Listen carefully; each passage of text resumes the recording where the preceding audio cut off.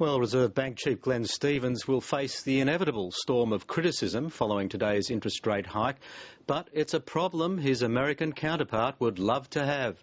The US Federal Reserve is in the midst of its policy meeting, which is expected to end with another round of stimulus called quantitative easing or printing money.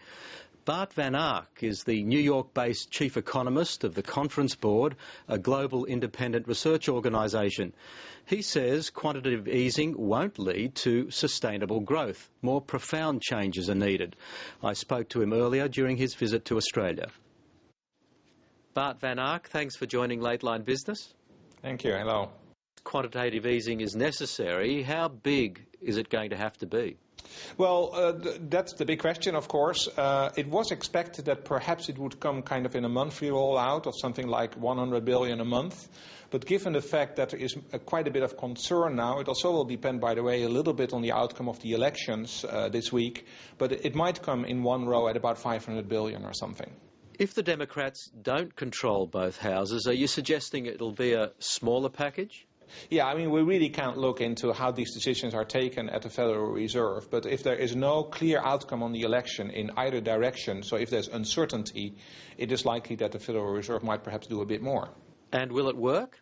Well, in the short term, it probably will work. Again, it's been sort of factored in, so, the markets are counting on it. It's giving a kind of floor to the market in order to keep things going in the next couple of months. In the longer term, I think, there's really not a great expectation that this will help. I mean, we're looking at a structural crisis here. We're basically out of the recession, but we're really trying to get the economy back on a higher growth rate in order to, get rid of the very high unemployment rate that the US is facing. And for that, quantitative easing is not going to help. What needs to happen? Oh, well, really what needs to happen is more demand. The issue is not so much that there's shortage of liquidity in the market, there's shortage of demand. And that demand needs to grow, which means that ultimately Americans need to get more confidence in the economy. They need to see more opportunity for spending. At the moment, the savings rate is around 6%, and if anything, it might increase further because people are just very cautious at this time. So it's only once that Americans feel that there is a more firepower behind the economy that they may begin to spend again. And also, of course, the export sector of the economy is quite important, and so we have to figure out how the outcome of the exchange rate adjustments is going to be in the next few months. Well, another round of quantitative easing could see the US dollar weaken further. Is that what you're expecting, a significantly weaker US dollar even from here? Well, I think we could certainly see some more weakening of the dollar. That is absolutely not impossible, certainly given the current trends.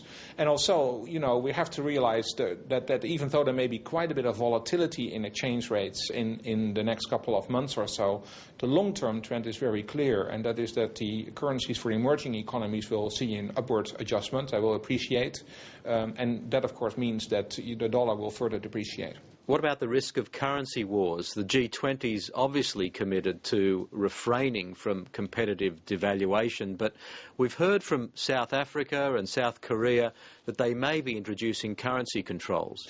Well, it is a little bit characteristic of the current phase we are in. We are out of this recession. We are now sort of in this very slow growth environment for advanced economies. At the same time, emerging economies are growing very rapidly. So there's a lot of what I call, a multi-speed sort of growth environment. And in that environment, you get these kind of currency tensions. So in that sense, I think it's not surprising where we're in right now. That will give some volatility in the period to come. But again, real exchange rates are already appreciating. It's just a matter now for emerging economies whether they decide to load off the inflation on their domestic consumers or whether they will ultimately appreciate in nominal terms as well. And I think that is very likely to happen. How do you think it's all going to play out? I think it really depends on whether that kind of multi-speed growth performance that we're seeing is going to continue. So, I think what is most likely still is that after 2-3 years, we will see advanced economies going back to a more reasonable growth trajectory. whereas emerging economies will slow down a little, once they become more mature, once particularly China gets more oriented towards their domestic economy, growth by definition is going to be slower. So as soon as these growth rates are going to converge a little, it is likely that some of these things are going to disappear. But international coordination is going to be very important in the next couple of years, that's for sure. Bart van Ark, thanks very much for your time. You're welcome.